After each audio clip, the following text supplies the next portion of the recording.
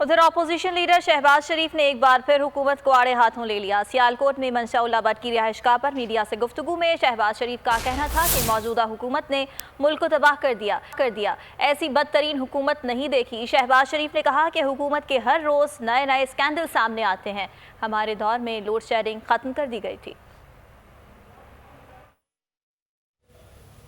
उधर opposition leader Shahbaz शरीफ ने एक बार फिर हुकूमत को आड़े हाथों ले लिया। सियालकोट में मंशा भट्ट की रिहाइशगाह पर मीडिया से गुफ्तगू में शहबाज शरीफ का कहना था कि मौजूदा हुकूमत ने मुल्क को तबाह कर दिया। ऐसी बदतरीन हुकूमत नहीं देखी। शहबाज शरीफ ने कहा कि हुकूमत के हर रोज नए नए स्कैंडल सामने आते हैं। हमारे दौर में लोड शेडिंग खत्म कर दी गई थी।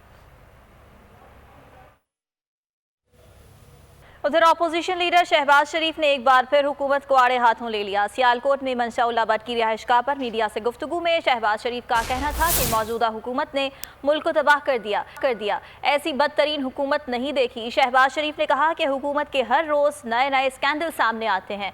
हमारे दौर में लोड शेडिंग खत्म कर दी गई थी।